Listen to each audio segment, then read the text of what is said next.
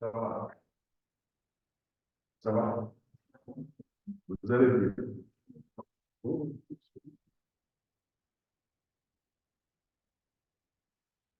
le monde est là? Hein? Hein? Sauf Thierno. Hein? OK. Bon, la fois dernière, on a essayé d'avancer un peu sur. Bonjour, mon cher ami. Donc, de discuter sur la différence entre bien et service. Vous vous retrouvez, qu'est-ce que c'est qu'un bien? Hein? Un bien, il est très bien palpable, il est matériel, il est concret. Alors qu'un service est immatériel. Donc, on a essayé de partir de quelques exemples. Alors maintenant, quand on parle de consommation, c'est quoi? La consommation, c'est quoi? La consommation, quand on consomme un bien ou un service, qu'est-ce qu'on fait? On le... Bon, vous achetez du pain à la boutique, du pain. Vous le consommez. Qu'est-ce qui se passe? Hein? Très bien, vous le mangez, mais en le mangeant, vous le détruisez. C'est pas vrai? Vous prenez. Donc, la consommation et l'utilisation d'un bien et ou d'un service pour satisfaire un besoin. Ça, c'est le BABA. Donc, la consommation, c'est l'utilisation d'un bien ou d'un service pour satisfaire un besoin. Donc, ça, c'est bien à retenir. Pas. Donc, dès qu'on consomme, on détruit un bien. D'accord? C'est bon? Alors, nous avons deux types de consommation. Je vais m'appuyer sur votre expérience. Comme ça, vous allez retenir les concepts. N'est-ce pas? Quand vous achetez du bien, vous le consommez et c'est fini. D'accord? La Sonacos. Vous connaissez la Sonacos? Achète de l'arachide et le transforme en huile. Est-ce que ces deux consommations sont les mêmes? Quelle est la différence?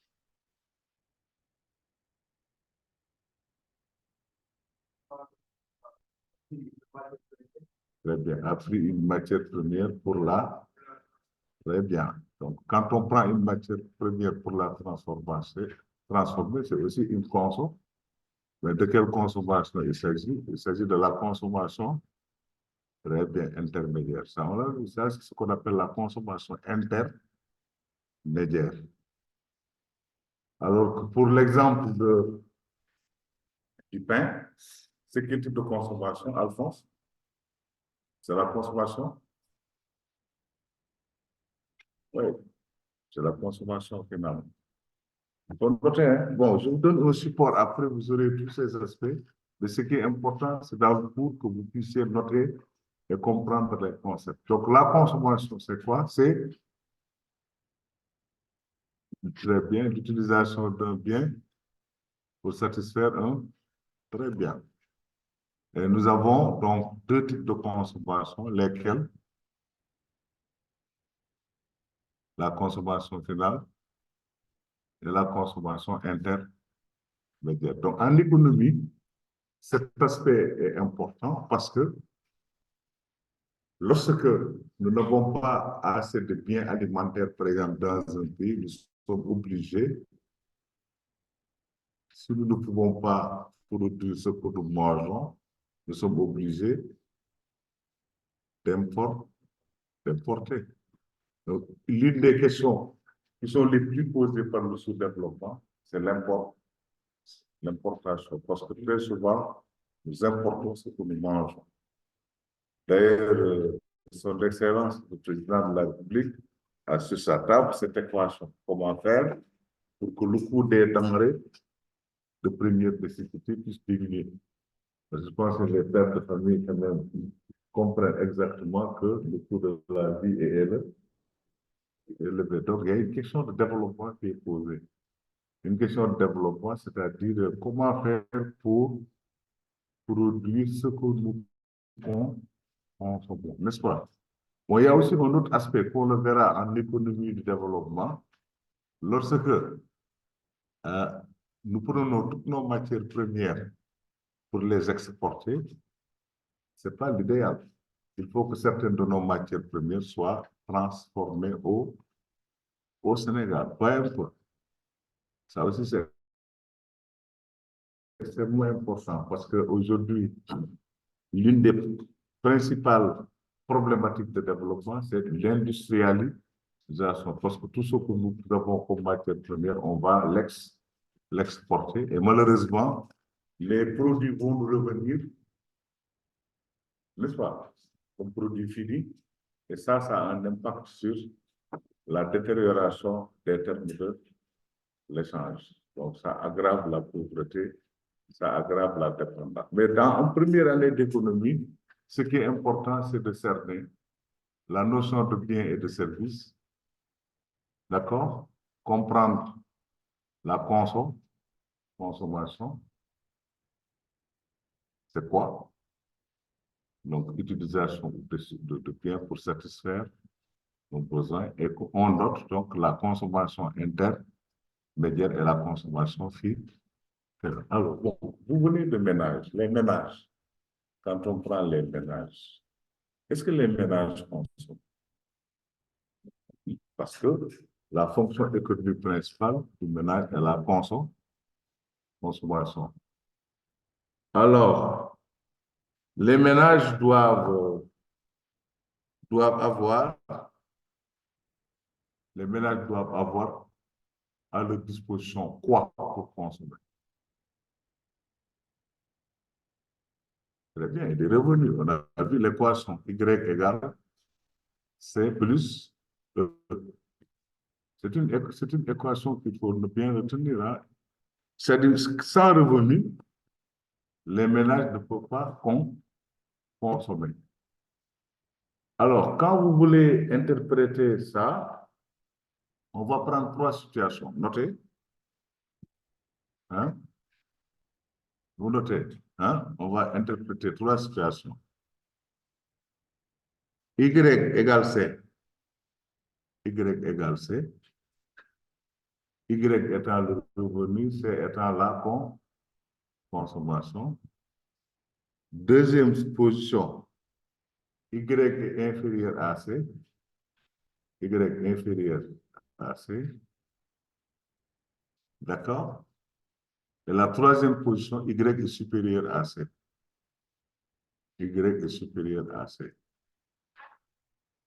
Allez, interprétons.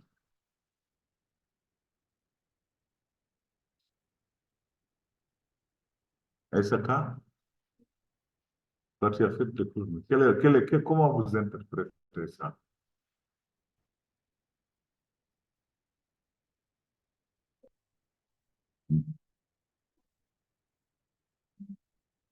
Ça veut dire que E est nul. E, c'est quoi? C'est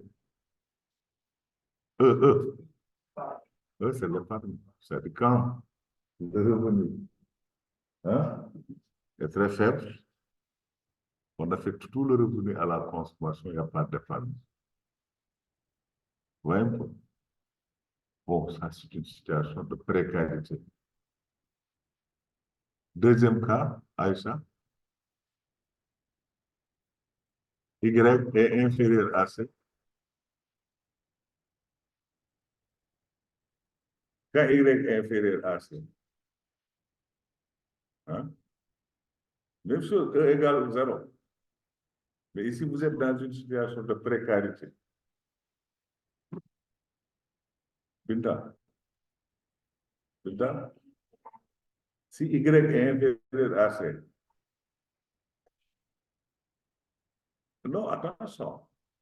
Si Y est inférieur à C, E égale 0. E est nul. D'accord? Reprenez la formule Y égale C plus E. E est nul. Hein? Maintenant, est-ce que si votre revenu ne couvre pas toute votre consommation, vous pouvez épargner? Hein? Non. Dans le premier cas, le revenu est égal à la consommation. Mais dans le deuxième cas, le revenu ne couvre pas la consommation. Ça qu'on appelle la précarité. Voilà pourquoi beaucoup de familles sénégalaises, au lieu d'avoir droit à 3 plats par jour, ils ont un plat par jour. Vous avez vu ça? C'est fréquent maintenant, hein? Des problèmes d'électricité pour payer la facture d'électricité, n'est-ce pas? Pour payer la facture d'eau. Ça, c'est très fréquent. Donc, parce que Y est inférieur à C. Et en ce moment, on introduit la notion d'achat. Donc, le pouvoir d'achat est faible. Donc, tout ça, c'est des éléments que vous devez analyser quand vous allez en milieu rural, dans une commune, vous faites une étude sur le développement. Il faut faire une bonne analyse des revenus. C'est ça? Maintenant, le dernier cas, Y est supérieur à la consommation. Donc, l'individu a la possibilité d'épargner. Donc, voilà la relation qu'il faut analyser. Mais aujourd'hui, chez nous au Sénégal, la plupart des ménages sont confrontés à quelle réalité par rapport au revenu? Le revenu est faible, donc inférieur à la consommation. Question. Ça, si vous notez, vous retenez les concepts, je vous donne un support, vous êtes à l'aise pour le comprendre, d'accord? Mais ce qui est important, c'est de noter tous ces aspects. Alors maintenant, à quoi sert l'épargne? À quoi sert l'épargne? Hein? Les besoins? Hein? Hein? Imprévu. Bon. Mais peut-être si tu le calais dans le temps, remplace imprévu en mettant un qualificatif qui pense au temps, c'est des besoins. Besoins, c'est dans le passé, le présent ou le futur. Donc, c'est des besoins, hein, ultérieurs. Vous comprenez? Bon, on peut avoir, par exemple, je veux acheter une voiture. J'épargne de l'argent. Le besoin n'est pas imprévu. Je ne sais pas si vous comprenez. Parce que j'ai prévu d'acheter une voiture. Donc, c'est un report de consommation. Donc, l'épargne est un report de consommation. Mais quand le revenu est faible, vous ne pouvez pas épargner. D'accord? Bon, c'est vrai, Binta, ça, on peut faire face à un besoin ultérieur, mais très souvent, quand on épargne, c'est pour par exemple, je garde de l'argent pour acheter une maison, c'est pour investir. Donc, l'épargne permet de réaliser des investissements.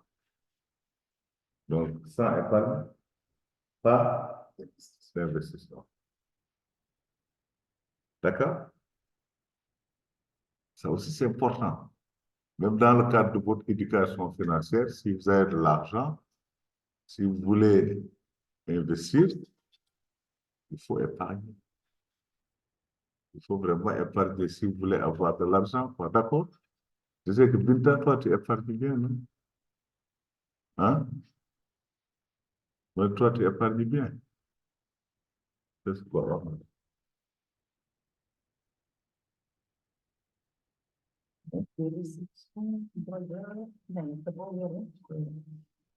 Donc, quand on veut investir, il faut épargner. N'est-ce pas? Alors, si on revient sur les 3 formes d'épargne, mettez les 3 formes d'épargne, ça vous permettra de comprendre le développement. Comment on appelle l'épargne des ménages?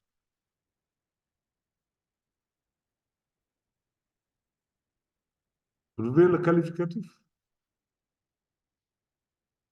L'épargne des ménages. Hein? Mais je vous ai donné les trois types d'économie. Hein. L'épargne des ménages, c'est l'épargne domestique. Vous êtes dans ce qu'on appelle l'économie domestique. Vous êtes dans la microéconomie. Donc, l'épargne des ménages, c'est l'épargne domestique. C'est-à-dire un ménage est une unité institutionnelle avec un comportement économique bien déterminé, c'est-à-dire la fonction principale économique, c'est la consommation. Donc, on parle d'épargne domestique. Alors, quel est votre avis sur l'épargne domestique au Sénégal? L'épargne domestique est très, très faible. Donc, vous liez l'épargne domestique aussi à l'analyse de la pauvreté. Même votre professeur est pauvre, hein? Parce que l'épargne est faible. Et quand l'épargne est faible, donc vous êtes ici dans ce qu'on appelle, si vous voulez, des situations qui ne favorisent pas la réalisation d'investissements. Maintenant, l'épargne des entreprises, on parle d'épargne des entreprises ou épargne privée. L'épargne des entreprises. Même les entreprises doivent épargner. Mais quand l'épargne des entreprises est faible, ça veut dire que l'entreprise n'a pas constitué de réserve. Donc, quand l'entreprise ne constitue pas de réserve, l'entreprise n'est pas rentable, l'entreprise ne peut pas épargner. Même l'entreprise pour faire des achats, par exemple, notamment la formation brute de capital fixe, l'achat de machines, d'ordinateurs. Il faut que l'entreprise puisse épargner, n'est-ce pas? Il y a l'épargne de l'État, comment on appelle ça? L'épargne publique. Donc, il y a l'épargne domestique. Vous notez en même temps, j'espère? C'est l'épargne domestique pour que les ménages épargnent. L'épargne privée, c'est-à-dire l'épargne des entreprises. Et enfin, l'épargne publique, l'épargne de l'État. Et les trois constituent ce qu'on appelle l'épargne nationale. C'est ce qu'on appelle l'épargne nationale. Mais est-ce que quand quelqu'un a assez épargné, il va s'endetter? Hein? Hein? Voilà. Quand quelqu'un a assez épargné, il n'a pas besoin de recourir à la dette.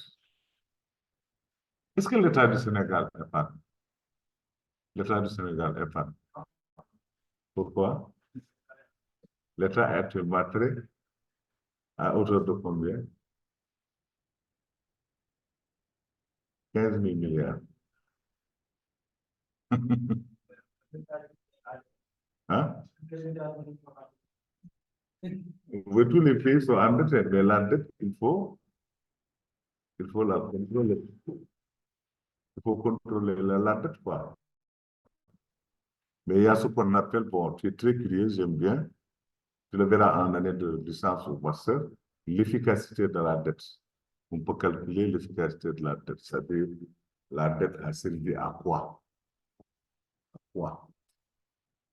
Donc, quand il y a des dettes qui sont contractées et qui peuvent accélérer, par exemple, l'investissement, améliorer les conditions de vie des populations, mais il ne faut pas que la dette atteigne une certaine proportion au niveau des ressources. Au niveau des ressources ou du budget. Hein? Actuellement, nous avons 15 000 milliards de dettes. Hein? C'est beaucoup. On va rembourser jusqu'à ce que vous ayez vous-même 80 ans. N'est-ce pas, Aïcha? Et c'est très dangereux. Mais à quoi on a... La dette a servi à quoi au Sénégal? Actuellement, la dette a servi à quoi? À relancer l'agriculture? À relancer l'industrie? Comme? Espace, autoroute à péage, terre, BRT. Donc, c'est ce qu'on appelle des investissements de prestige. à la place de Macky Sall, je l'ai utilisé en tant qu'économiste, l'argent, pour faire ce que j'appelle des infrastructures productives. Tout ce qu'il a mis à Dakar, là, s'il avait aménagé 200 000 hectares de terre dans la vallée, on allait être autosuffisant en riz. Ouais. Donc souvent, il y a aussi un problème de priorité, un problème de sélection. Mais chaque gouvernement peut dresser librement ses priorités, quoi. Mais c'est important que l'État définisse des priorités, mais en discutant avec les experts pour savoir un peu comment orienter les investissements. Mais quand on s'endette trop, ce n'est pas bon. Bon, il y a un rapport établi entre le niveau d'endettement et la dépendance d'un pays. Donc, quand on a un certain niveau d'endettement, on devient très dépendant. Et cette dépendance, ce n'est pas bon. Donc, je pense que Dieu m'a parlé de souveraineté, que Dieu l'aide, quoi. Mais la souveraineté n'est pas un discours, hein, il faut le concrétiser, le pratiquer. Mais en tout cas, on est très endetté. Aujourd'hui, si on veut sauver le pays, par exemple, vous êtes des économistes, il faut assainir les finances publiques. C'est-à-dire limiter les dépenses et augmenter les recettes. C'est la seule solution. Et puis, reprogrammer les investissements. Et en reprogrammant les investissements, il faut définir ce qu'on appelle des rampes de lancement. Moi, je suis de ceux qui pensent que les investissements à prioriser, c'est l'agriculture, l'élevage, la pêche et l'artisanat. Voilà les clés de la souveraineté. Donc, tout ce qu'on doit faire aujourd'hui, c'est investir beaucoup sur, j'ai dit quoi, Aïcha, l'agriculture. Et quoi? L'élevage. Ensuite, la pêche. Ensuite, l'artisanat. Au moins, ces 4 secteurs, l'État du Sénégal devait leur donner des ministères souverains. Ministère de l'agriculture, c'est ça. Ministère de l'élevage. Ministère de la pêche. Ministère de l'artisanat. Mais ils ont fait des combinaisons fantômes, quoi. Comme par exemple le ministère de l'artisanat et du commerce. Voilà les rampes de lancement. Bon, je m'explique. Aujourd'hui, si on relance l'agriculture, on peut aussi relancer l'industrie. Aujourd'hui, si on relance la pêche, en revoyant les licences de pêche, n'est-ce pas? On peut avoir une production halieutique suffisante, mais cette production halieutique, il faut penser à la transformer et créer des emplois. D'accord. L'élevage, il suffit de faire des rationnels comme la création de ranchs, des zones de parcours, un système d'élevage plus ou moins modernisé. On peut tout de suite avoir les grands abattoirs du Sénégal. On peut faire du corps-de-bœuf. Mais regardez, vous achetez à chaque fois du corps-de-bœuf, hein, mais ce n'est pas made in Sénégal. Hein? Ce n'est pas produit au Sénégal. Je suis très sidéré chaque matin quand j'entends à la radio une pub qui parle de Béra, c'est des produits qui viennent d'Algérie. Ça me fait mal. Ça me fait mal, hein? Vous entendez ça à la radio? Hein? Ils disent Béra, et on se glorifie, ça vient de l'Algérie. Ils vont nous amener du pâté de porc, du pâté de poulet, du pâté de bœuf, des corps de bœuf, de n'importe quoi, hein? Vous comprenez? Hein?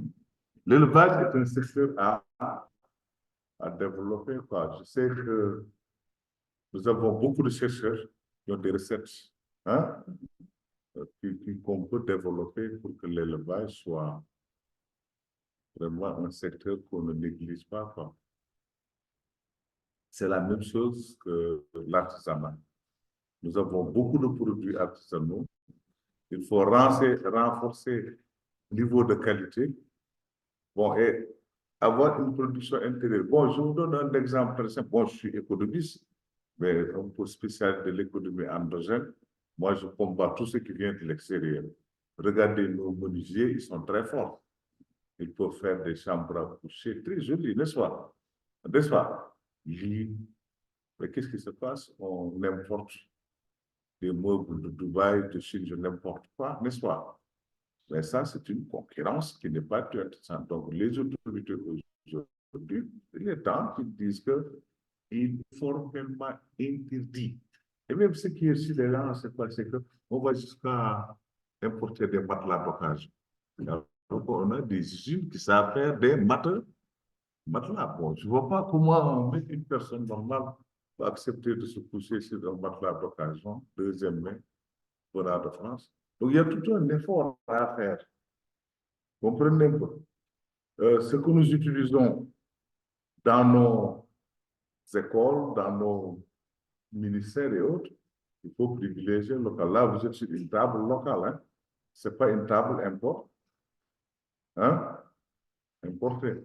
Je m'interdis quand même d'acheter des tables importées. Donc, nos menuisiers sont capables de réaliser de très belles choses. Mais il faut une certaine organisation. Et c'est ça l'artisanat. Mais l'artisanat, il faut bien comprendre son sens. C'est comme les menuisiers métalliques qui sont capables de réaliser des chefs-d'œuvre. Il faut interdire l'importation de portes. C'est vrai que ce qu'on doit importer, on doit le calculer. C'est pour relancer une économie nationale. Donc voilà comment on peut faire pour relancer. Et c'est ça qu'il faut surtout. Agriculture, élevage, pêche, artisanat. Maintenant, le reste, c'est des accessoires, quoi. On peut, par exemple, avoir un ministère qui s'occupe de la santé des populations, un ministère qui s'occupe de l'éducation et de la formation, n'est-ce pas? Bon, un ministère qui s'occupe du commerce pour essayer de rétablir les choses en ordre. Vous comprenez pas? Mais tout le reste, c'est du farfelu, quoi. D'accord? Tout le reste, c'est du farfelu. Et l'économie s'appuie, ce que je voulais vous enseigner, sur la mobilisation d'une épargne nationale. Constituée de quoi? Qu'est-ce qui compose l'épargne nationale? L'épargne domestique, l'épargne privée des entreprises et l'épargne publique, l'épargne de l'État. Quand tu auras ta licence, je vais t'envoyer en faculté d'économie. Hein. Bon, il y a certains de vos anciens qui, après cette licence, sont allés faire à l'UVS, un master qui a une orientation économique, n'est-ce pas? Bon, c'est pourquoi je vous aurais conseillé bon, d'acheter des livres, d'accord?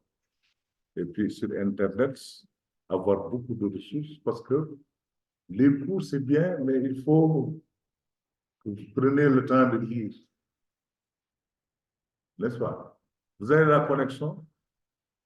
Alors cherchez Jean-Marie Albertini. Jean-Marie Albertini. Jean-Marie Albertini. Hein? Ça, c'est les économistes du sous-développement. Hein? Jean-Marie. Parce que je vous donne en même temps, pour les biblios de mon cours, la possibilité d'avoir votre bibliothèque et de lire. Certains livres, il faut l'acheter sur Internet, Pita, mais certains, on peut vous le donner gratuitement ou bien des synthèses. Vous avez mis Jean-Marie Albertini. Albertini. Ça sort? Hein? Albertini. Hmm? Ça ne sort pas. Aïcha? Ça ne sort pas? Parce que souvent, ma biblio, je préfère vous donner ça. Et après, vous cherchez, et puis vous achetez. D'accord. Mais pour être bon, il faut lire. Vous l'avez vu? Il y a des problèmes de connexion.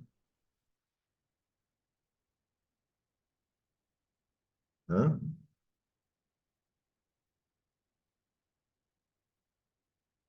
Aïcha, ça ne sort pas. Hein? Ou bien vous menez mécanisme de sous-développement, développement. Ça, c'est Jean-Marie Albertini, mécanisme de sous-développement, développement. Ça, c'était un de mes principaux ouvrages en maîtrise. Je pense que j'ai lu ça 10 fois, quoi. En année de maîtrise, j'ai beaucoup lu ce livre-là. Ça sort pas. Hein? C'est la connexion qui est lente. Hein? Mais vous déconnectez le Wi-Fi, vous n'avez pas de connexion dans votre portable. Hein? Hein? Hein? Vous n'avez pas de connexion dans votre portable. Non. Vous êtes pauvre, hein? Vous êtes pauvre.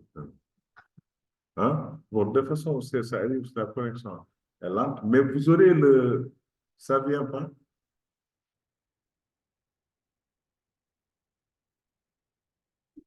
Hein? Il n'y a pas de connexion. Hein? Hein? Vous répondez pas là. Il n'y a pas de connexion. Hein?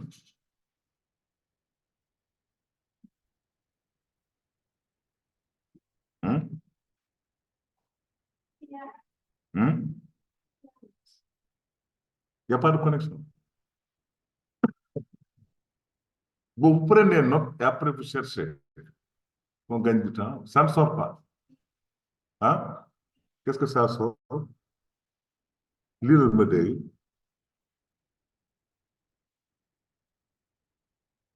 Comprendre les théories économiques. Ça, c'est de Jean-Marie Albertini. Ensuite, c'est le seul.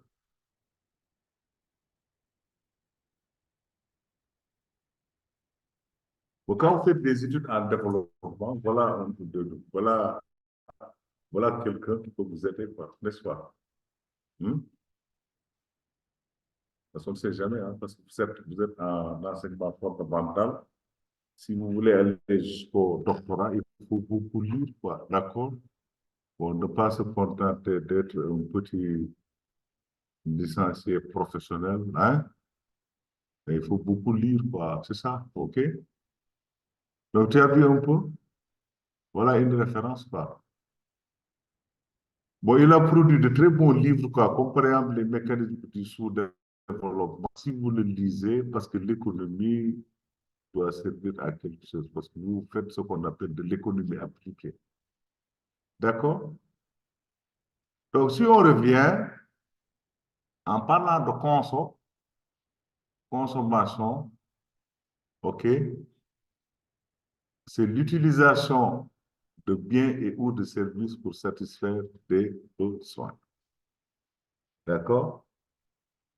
L'État consomme, les entreprises consomment, les ménages consomment. Mais la fonction économique principale du ménage, c'est la consommation. Alors, un bien, on a dit, il est matériel, concret et palpable, on peut le toucher, alors qu'un service, il est immatériel. C'est comme si vous allez chez le dentiste, vous achetez un service. Vous allez au salon de coiffure, pour vous coiffer, vous achetez un service. Et du coup, nous avons deux types de consommation à cerner, la consommation finale et la consommation intermédiaire. Alors, la consommation est aussi au cœur de l'analyse économique, parce qu'on peut analyser l'investissement, l'épargne et la dette. Par exemple, les banques au Sénégal développent une dette que je dis que ce n'est pas bon, ça appauvrit même les salariés, ce qu'ils appellent crédit consommation. Vraiment, quand on prend un crédit pour consommer ça, l'État doit arrêter ça. Mais il faut plutôt avoir des crédits pour l'investissement. C'est-à-dire les banques doivent être plus souples, hein, prêter de l'argent aux salariés, aux entreprises, mais vraiment qu'on aille vers un crédit d'investissement. Mais un fonctionnaire, vous lui prêtez 5 millions, vous dites crédit de consommation, mais vous allez l'appauvrir, n'est-ce pas? Mais un jeune fonctionnaire, ou bien un jeune salarié qui est en début de carrière, vous l'aidez à acquérir une maison, il ne va pas faire de location. Mais il faut être intelligent parce que la dette a un côté négatif, quoi. Il y a toujours le revers de la médaille parce que la dette peut entraîner la pauvreté. Surtout si la dette n'a pas été efficace, efficiente, pertinente et cohérente. Une dette, elle doit être efficace. On doit l'orienter vers le futur. Mais une dette peut aussi être efficiente lorsqu'elle ne génère pas des conditions sur lesquelles on germer une pauvreté. Mais une dette doit aussi être bien analysée en termes de pertinence et de cohérence en fonction des priorités qui sont définies par le ménage, etc. Donc voilà un peu quelques aspects sur l'économie domestique. Bon, maintenant on passe à l'économie d'entreprise. L'économie d'entreprise. L'économie d'entreprise. D'accord? L'économie d'entreprise, c'est toujours de la micro. Bon, c'est la branche de l'économie qui étudie la production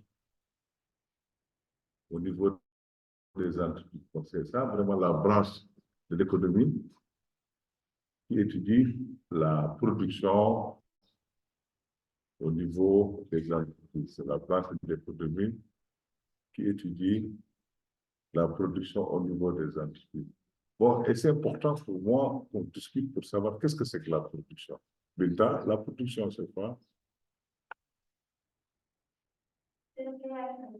Très bien, c'est un ensemble d'opérations qui permettent de créer des biens et des services. Donc, c'est ça la production. Donc, c'est un ensemble d'opérations qui permettent de créer des biens et des services. Des biens et des services. Bon, là aussi, c'est important. Un pays qui produit peu va avoir des problèmes pour équilibrer sa balance commerciale et sa balance de paiement. La principale difficulté que nous avons dans nos pays, c'est quoi? Nous importons beaucoup de choses. Donc, l'idéal, c'est de réduire les importations et d'augmenter les exportations. Par exemple, les Chinois, c'est un modèle économique. Ils importent peu et ils exportent beaucoup. Il y a beaucoup de choses que vous achetez au Sénégal en disant chinois. C'est des articles qu'on réalise dans des maisons, hein, dans de petits ateliers. Eux, ils ont travaillé pour que chacun produise. Tout le monde produit. Mais pour vendre, ils créent ce qu'on appelle des market space. Des market space où tout le monde amène sa production et on peut vendre la production en France, aux États-Unis. Aujourd'hui, hein, la Chine est un vrai champion. C'est des gens qui, quand même, insistent sur la production nationale. Mais nous sommes complexés. On est à l'aise lorsque ce que nous consommons ne vient pas du Sénégal. Bon, écoutez, bon, ma chemise, c'est carrément sénégalais. Hein, c'est bien tissé. Le voyez un peu. Bon, ça, je pense que le merch à 250 ou 300. Mais on doit être à l'aise, n'est-ce pas, de consommer ce que nous consommons. Les chaussures que je porte, c'est des chaussures. J'aurais aimé quand même que les gens comprennent que nous avons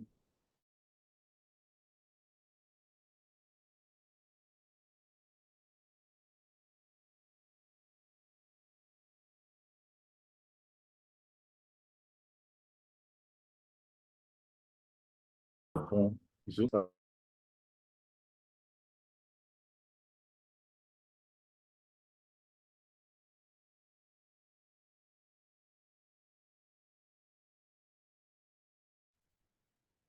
n'est pas du tout intéressant pour arriver. Mais les pays asiatiques, leur force, c'est surtout ça. Les pays asiatiques ont l'avantage de produire et de beaucoup exporter. Mais nous sommes de très grands importateurs. On importe tout, même les cure-dents. Voici les cure-dents, hein? Vous n'êtes même pas capable de faire des cure-dents. Hein? Tout est importé. Coton, même le coton. Le coton que nous utilisons à l'hôpital est importé. Alors que nous produisons du coton. Il suffit tout simplement de faire de petits investissements pour réduire vraiment ce que nous sommes en train d'importer. Alors voilà pourquoi je dis que la production nationale, elle est à analyser. Waaw, ça va, ça va être yàgg na fa.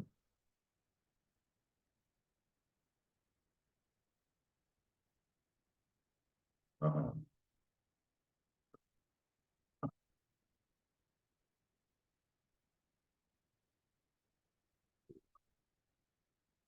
Mais pour que fu bàyyee bu mën a génnaat de loolu la.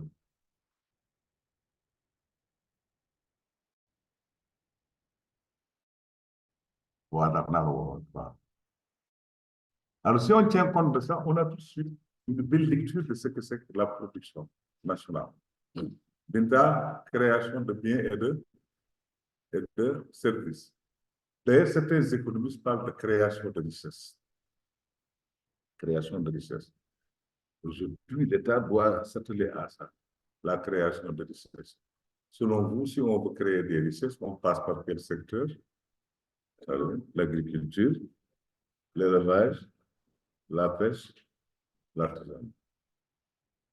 Donc, si on veut créer de la richesse, il faut passer par là-bas. Parce qu'on n'a pas de firme capable de réaliser des automobiles, des avions, des ordinateurs, on les importe. Pratiquement, ce que nous importons là, vous comprenez? Bon, en wolof dañuy wax nit da ngay xeex am doole ci fi nga gën a amee doole da ngay xeex am doole ci fi nga gën a amee doole. Ça, c'est une théorie économique. Bon, on parle beaucoup de rampe de lancement de l'économie. Moi, je pense que c'est le conseil que j'aurais donné et vous pouvez déjà essayer de vous procurer, même si vous allez dans les parterres là, il y a beaucoup de livres qu'on vend. J'aimais bien lire le livre de Matar Diouf, l'économie politique. Donc, il faut avoir une bonne collection en économie. 20 ans. Hein? Donc, il faut avoir de très bonnes collections pour économie, donc, sociologie. Ça vous permet d'avoir ce qu'on appelle une... Ça, c'est quoi? Un téléphone. Oui, c'est bien. Hein? C'est pas un téléphone branché d'or. Hein? Donc c'est ça qu'on appelle une culture transversale. C'est-à-dire sociologie, économie. Il faut avoir une bonne collection, d'accord. Donc le livre de Matar Diouf, je vous le conseille. Économie politique. Tenez tous les tablettes là, c'est dangereux. Parce que ça vous pousse à faire de namonal mal. Souvent, quand vous êtes devant ça, vous êtes sur Marie. Hein? Vous êtes sur WhatsApp, n'est-ce pas? Hein? Mais il faut beaucoup lire, quoi. Hein? Hein? Tu disais? Aïcha, oui?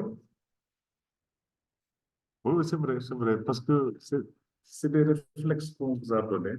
Le jeune japonais, le jeune chinois, il est dans une situation où il se dit, qu'est-ce que je peux produire? Comment produire et comment gagner de l'argent? Voilà, c'est trois questions. Qu'est-ce que je peux produire? Comment le produire et comment gagner de l'argent? Mais nous, devant nos smartphones, on cherche à avoir quelque chose qui nous fait rire. Bon, c'est bon de déclarer non, je ne sais pas, des choses comme ça, mais il faut aussi reformater les gens. Comprendre quoi, hein? Donc, il faut vous êtes des scientifiques. Il vous faut beaucoup lire. Par exemple, j'ai acheté mon dernier livre il y a 2 ou 3 mois. Je suis à 428 livres pour ma bibliothèque personnelle. 428. 428. Hein? Donc, je suis mais ça, c'est ma bibliothèque personnelle. Même mes enfants, je leur dis, quand vous lisez, retournez-moi mon livre. D'accord? Mais très diversifié. Littérature africaine. Bon, tout à l'heure, je vais vous offrir un livre que j'ai écrit moi-même, n'est-ce pas? Alors, moi, je devais vous vendre ça, mais vous êtes pauvres aujourd'hui. Je vous l'offre pas. Mais je vais vous dédicacer ça, c'est pour vous encourager. Quand je dédicace ça, elle a par étudiant, c'est pour vous encourager à acheter des livres. Mais ce livre, mettez ça dans votre fond de bibliothèque. Vous comprenez ce que je veux dire? Les smartphones, ce n'est pas pour lire, c'est pour faire de la recherche. Et au moins votre fond de bibliothèque. N'est-ce pas? Les livres, c'est un patrimoine, c'est comme de l'or. D'accord? Parce que comme ça, quand vous avez besoin de connaître quelque chose, bon, vous allez vous dire. Bon, souvent, je vais à l'université, je fais mon cours facilement, des étudiants me disent, mais pourquoi toi, tu n'as pas de livre, tu n'as pas de document, tu n'as pas d'ordinateur? Je dis, il n'y a pas de secret, j'ai beaucoup lu. C'est le seul secret. Mais pour ça, souvent, les jeunes enseignants, là, s'ils quittent leur PowerPoint, il ne faut pas, hein, faut pas enseigner. D'accord? Mais ça, c'est pour vous encourager. Tout à l'heure, après la pause, je vais vous offrir des livres. Mais il faut, les présents ont de la chance, quoi.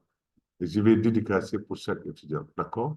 Parce que les cours que je vous prends, c'est pour vous donner une certaine culture, hein, et vous pousser à aimer ce que vous faites. Bon, ce que vous apprenez, c'est ce que j'ai appris moi. Je vous le répète à chaque fois. J'ai commencé agent technique d'élevage, donc j'ai fait des études en développement, des sciences, master, jusqu'au doctorat. Donc, notre objectif, c'est qu'on ait des jeunes qui s'intéressent au développement local. Voilà pourquoi je dis aux gens, je n'ai pas envie, par exemple, une grande école où on apprend le commerce. Parce que tout le monde ne peut pas apprendre le développement. Les gens préfèrent aller apprendre marketing, sciences politiques. Mais c'est des conneries, on va former des choses. Mais je suis fier quand j'enseigne à ma fille Marie, qui aime le développement, n'est-ce pas? Hein? Donc, il faut maintenant comprendre que dans un cours, il y a 3 parties. Il y a les cours magistraux et quoi? Les... Attention, ça, je vous ai enseigné ça dès le départ. Les cours que nous faisons, il y a 3 parties. Il y a les cours magistraux, les TD, hein, et les TPE. Cours transversaux, ça, vous aurez ça en 3e année. En 3e année, vous avez des spécialités, mais il y a toujours des cours transversaux. Donc, vous faites avec les L3 le cours de diagnostic, c'est le même cours, hein, de diagnostic territorial. Vous avez vu un peu. Mais n'importe quel cours, il y a le cours magistral. C'est le cours que j'ai fait actuellement, je parle, hein. Mais il y a ce qu'on appelle les TD, travaux dirigés, et les travaux personnels études. Je vous avais pas donné ça. Mais les TPE, il faut rester à l'école et lire. Les TD, il faut rester à l'école et lire. Bon, souvent, un cours de 2 heures de temps, moi, je fais 30 minutes de magistral. Mais si je te fais 30 minutes de magistral, tu as aussi automatiquement la possibilité de comprendre. Bon, souvent, je prends un assistant qui m'aide à faire des TD, mais je vous fais faire beaucoup de recherches. C'est comme ça qu'on a fait pour qu'aujourd'hui, vous avez bien compris le cours de développement local.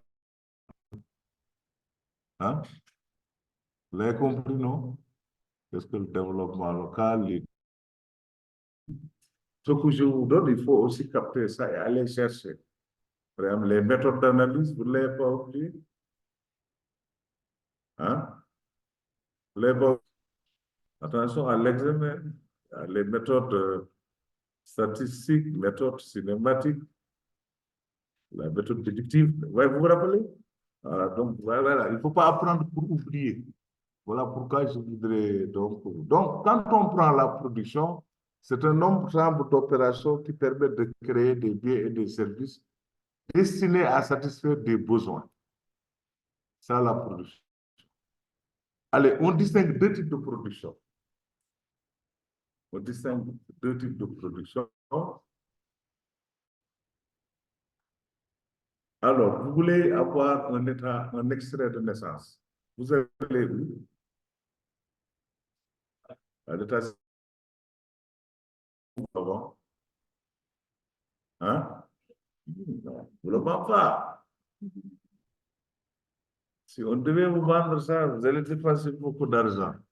On ne vous vend pas le service. Et vous achetez un timbre. C'est le timbre que vous achetez. D'accord? Si vous, donc, c'est une production de service. Et si on devait le vendre de service, on pouvait vous facturer 4 000 francs, n'est-ce pas? Est-ce qu'on vous vend l'eau? Oui. On vous vend l'électricité. Mais est-ce qu'on vous vend l'oxygène que vous respirez là? Ah oui, Dieu est tellement gentil. Moi, des fois, j'ai envie de dire à Dieu, bon, écoutez, sur une année, dites à tout le monde, j'envoie à chacun la facture oxygène. Peut-être on va comprendre qu'il est majestueux. Mais il est bon, hein, Dieu, il nous donne l'oxygène qui est très important, mais gratuitement. C'est pourquoi on ne s'y attarde pas. Mais si on envoie à chaque individu une facture oxygène, n'est-ce pas? Mais l'eau, vous l'achetez. L'électricité, vous l'achetez. Alors, ça veut dire quoi? Certaines productions, on les vend, par contre, d'autres, on ne les vend pas. Donc, on distingue deux types de production. La production marchande, qui est destinée à être vendue, et la production non marchande. La production non marchande est fournie gratuitement aux consommateurs. C'est depuis l'État, comme l'éducation, la santé. Donc, il y a la production marchande et la production non marchande. Donc, la production marchande est destinée à être vendue aux consommateurs, alors que la production non marchande est gratuitement fournie aux consommateurs. Mais tout à l'heure, je vous ai dit que souvent, pour certaines productions, pour la production, on peut aussi utiliser des biens intermédiaires. Mais donc, les biens intermédiaires, on les achète. Ça peut déjà pousser les gens à dépenser beaucoup. D'accord? Donc, on a deux types de production, lesquelles la production marchande, qui est destinée à la vente, et la production non marchande. Bon, ça, c'est l'État. Beaucoup de choses, vous ne l'achetez pas, on vous le fournit gratuitement. Mais pour la production marchande, il faut acheter. Donc, c'est ça qui va expliquer l'existence du marché. D'accord? La production engendre des dépenses. La production engendre des dépenses. Vous n'êtes pas d'accord? Hein? Aïcha, la production engendre des dépenses. Hein? Avec la mobilisation de facteurs de production. La production engendre des dépenses avec la mobilisation de facteurs de production.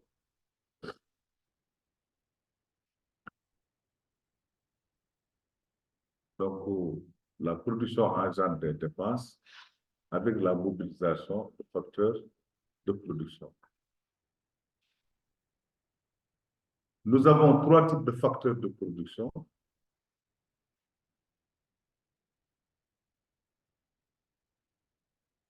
Nous avons trois types de facteurs de production. Un, deux points.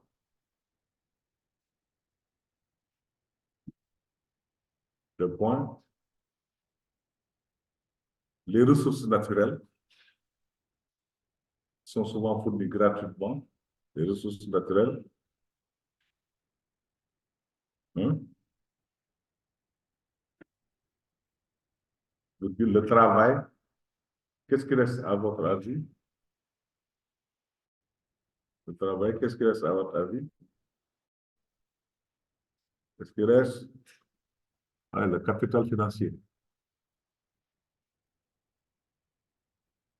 N'est-ce pas? Marie, voilà les trois facteurs de production. C'est-à-dire, quand on vous produit, il faut les ressources naturelles, les ressources humaines, c'est ça le travail. Et enfin, le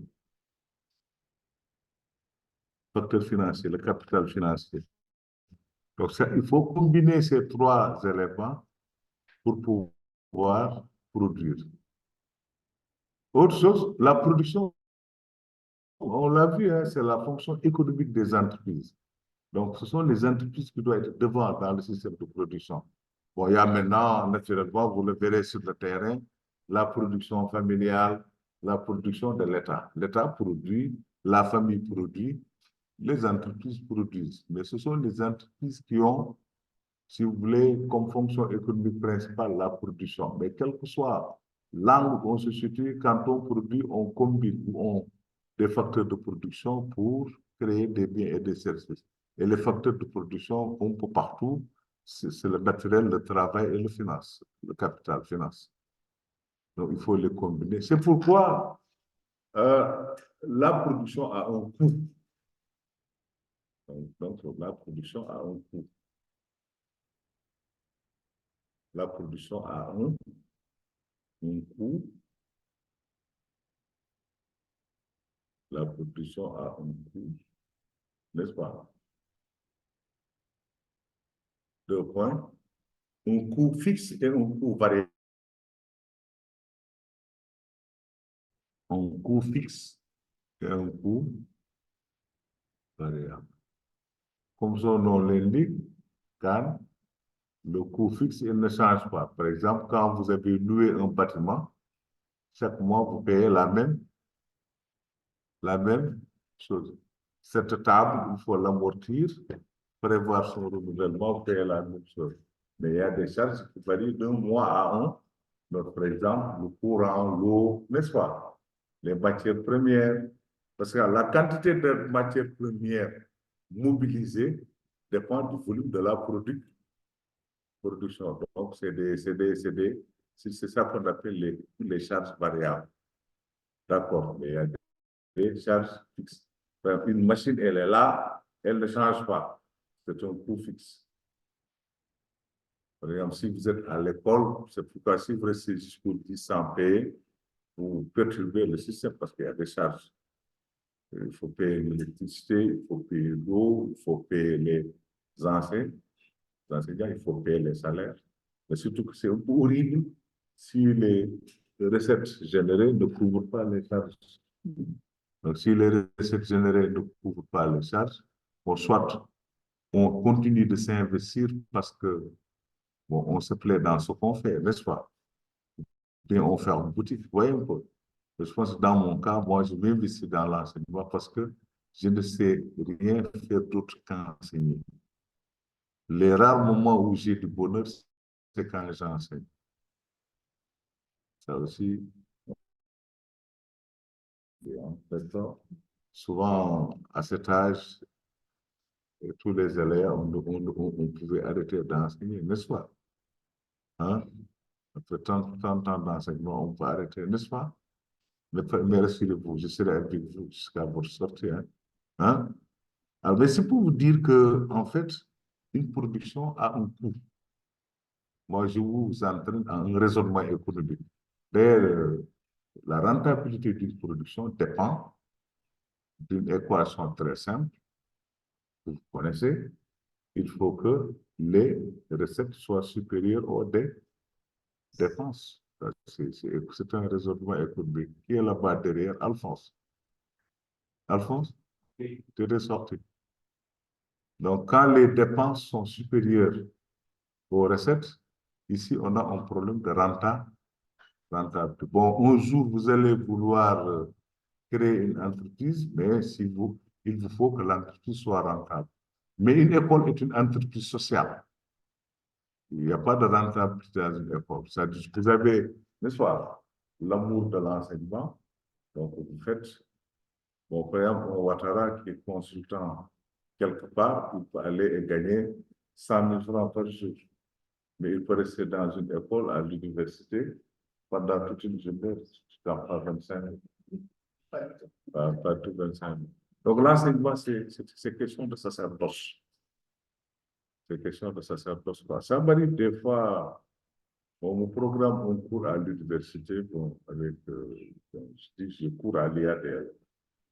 Je dis, je cours à l'IADL. Bon, là, je ne suis pas payé, je le fais gratuitement.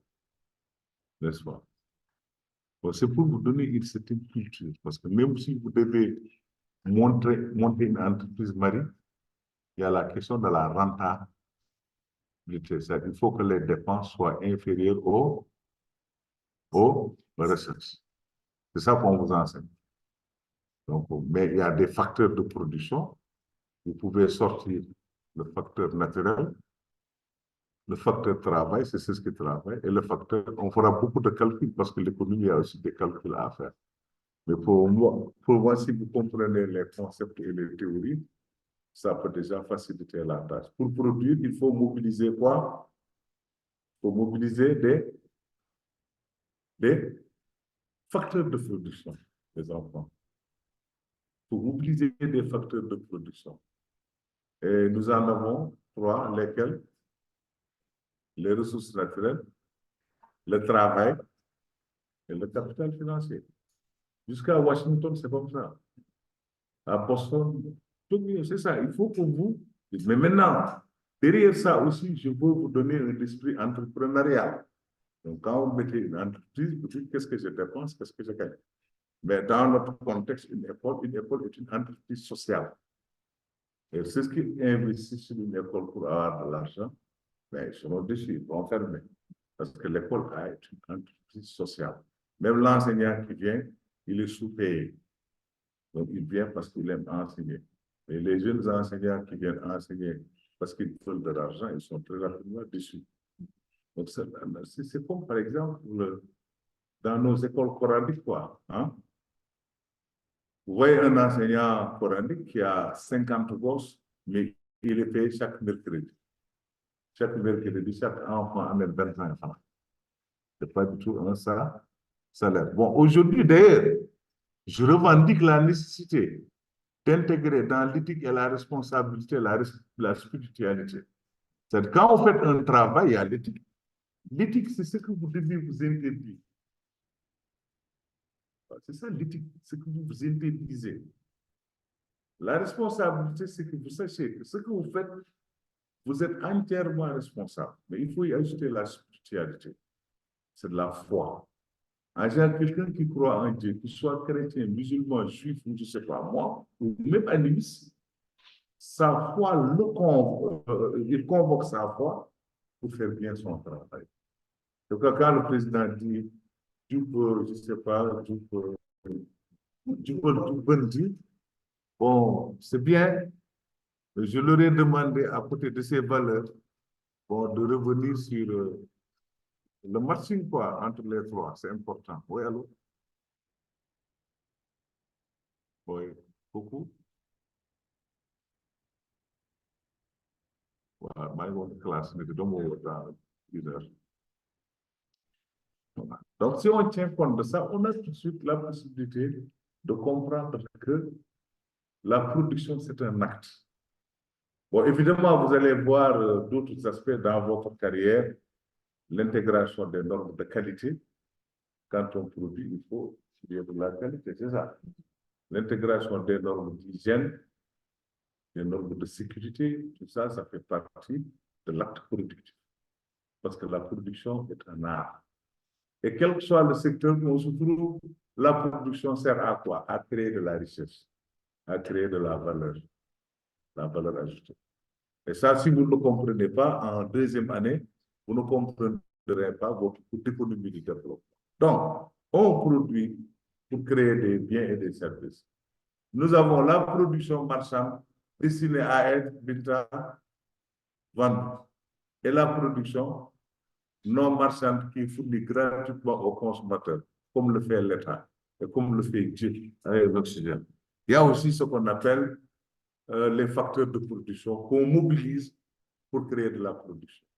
Et justement, la production nationale, c'est ce que le pays produit. On peut avoir un produit national brut, c'est-à-dire ce que les Sénégalais produisent au Sénégal et à l'extérieur, c'est un produit national brut. Mais on peut avoir aussi un produit intérieur brut.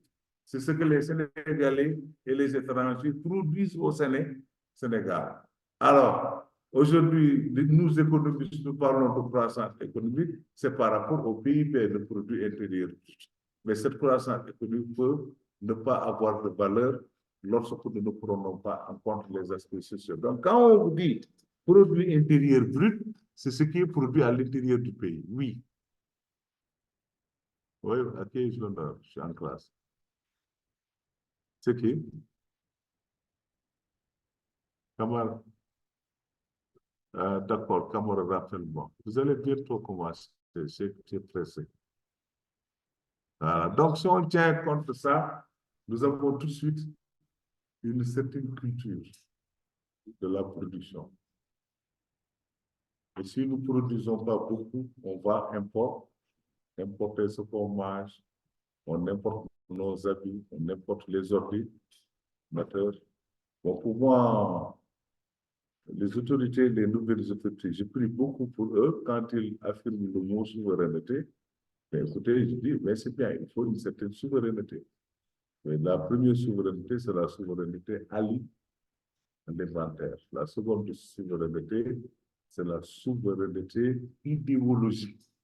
On ne doit pas réfléchir n'importe comment. Moi, je suis disciple de Cheikh Anta Diop, j'ai été formaté comme ça, n'est-ce pas? Je crois aux langues locales, langue nationale, je crois à la réflexion locale, mais je crois aussi à l'histoire de l'Afrique. Je crois également à tout ce que nous pouvons capitaliser comme moyen pour pouvoir évoluer dans un système assez intéressant. Donc voilà un peu ce qu'il faudrait comprendre dans cette perspective. Donc aujourd'hui, si vous voulez vraiment comprendre le développement, il faut savoir analyser la production. Quelle production? La production nationale. Donc quand on parle d'économie d'entreprise, donc vous voyez, il faut se situer sur la création de ce. Mais maintenant aussi, on ne peut pas produire si on n'investit pas. Parce que la production passe par la formation d'un capital brut, formation brute de capital fixe. Voilà, c'est pourquoi je vous dis que dans la production, il y a deux types de charges. Lesquelles? Les charges. La production entraîne des charges. Il y a combien de types de charges?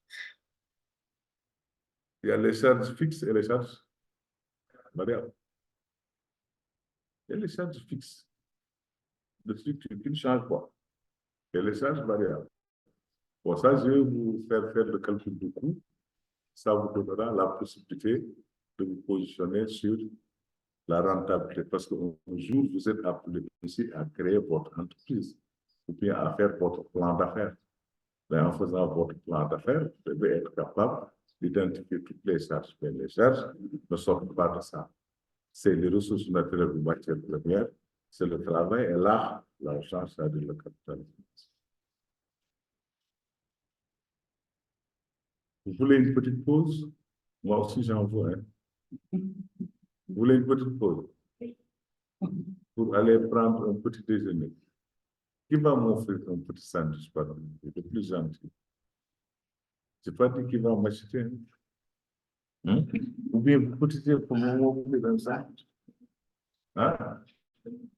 Allez, ok, à tout à l'heure. Merci beaucoup.